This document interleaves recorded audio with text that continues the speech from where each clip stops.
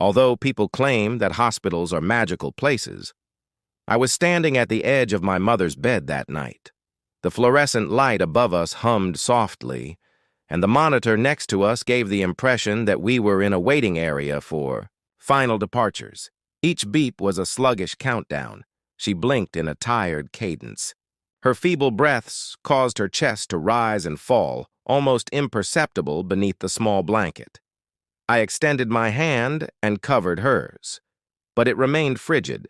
Outside, the hallway was nearly packed. Nurses moved quickly, conversing in effective tones. Families huddled in small oases of heartache and hope, talking, laughing, crying, making promises. Earlier, I saw a woman sobbing quietly against a vending machine. I remember wondering what it must feel like to receive that type of support. Because I was by myself, Sienna, my wife, sent a voice message. "I'm so sorry, baby. There's a gala." But she didn't show up. "The mayor will be there tonight and—" "I can't cancel. It's a major networking event," she said. She referred to it as networking. I stopped listening midway through. Didn't respond to anything Theo said either. He said he was flying in, but that was 3 days ago, and I hadn't heard from him since my sister was hurt. "The twins have a volcano project due tomorrow, and I'm drowning without even a phone," I texted with a sad face emoji. That was all. Then I sat in the chair beside my mother and grasped her hand. She was always strong. She muttered things I should have said years ago. Things I believed I'd have more time to explain. A pianist who never wavered in her belief in grace and rhythm. She lost her music tonight. Her fingertips stilled. And then, the long, flat tone that pulled the air out of the room without needing to be explained. It was almost cruel. A sigh, too heavy for the space. I stared at the monitor. Didn't cry. Just blinked. Once the silence fell, but it didn't seem like anything had ended. Karen, the recently vanished nurse, entered almost immediately, as though she'd been waiting just around the corner. Her voice was soft, practiced. "I'm sorry, Mr. Kavanaugh." I nodded. There was nothing more I could do. She reached into her pocket, didn't ask if anyone was coming, didn't check for family. "She instructed me to give you this," she said, placing a hefty envelope in my hand, as if it weighed more than paper should. Only once I saw my name written on the ivory paper did it seem to matter. Her handwriting, looping cursive, the same. She used for school lunch notes and birthday cards. I waited until I was in the elevator to truly look at it. There, leaning against the mirrored wall, something about the quiet descent felt natural. If you're reading this, she'd written it before when she still had clarity but not the strength. "I need you. I'm leaving. And if I know you, you stayed with me. Thank you. Be strong now. There are things I needed to put in your hands, things I couldn't say out loud. You were always the one."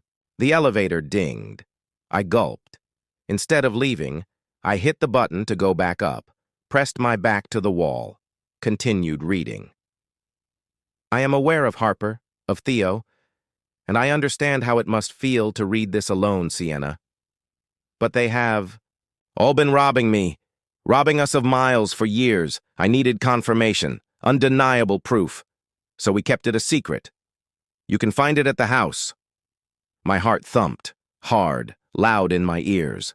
Look under the lid of the music box in the bottom drawer. Of my desk. That's where the key was taped.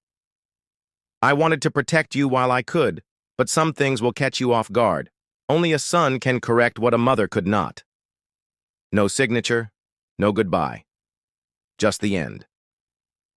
I waited in the elevator for a while.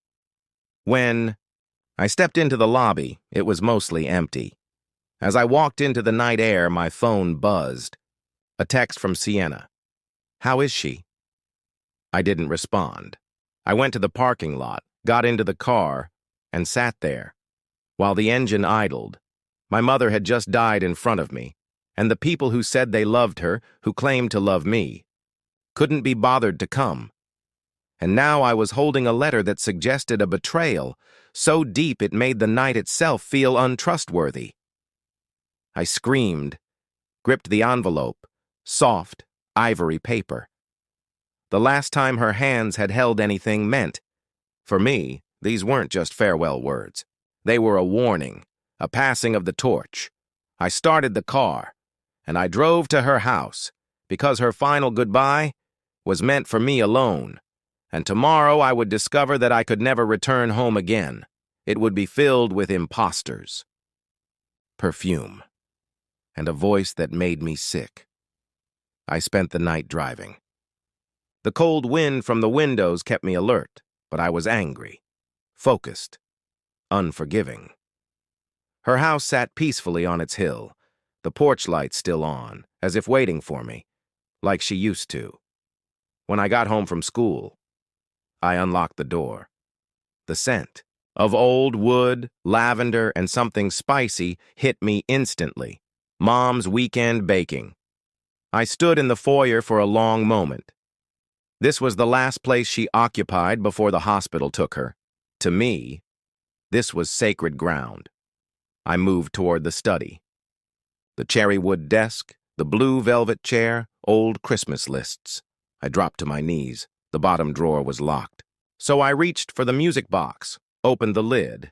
It played Debussy. And yes, the key was taped inside. With it, I unlocked the drawer. It groaned softly open. Inside, a world I wasn't ready for. Manila folders, thick photographs, USB drives in. Clear sleeves, each labeled, organized, painfully precise, Theo, Harper, Sienna, my name. I started with Sienna, maybe because betrayal by blood is expected. But betrayal by the one you loved? That hits different.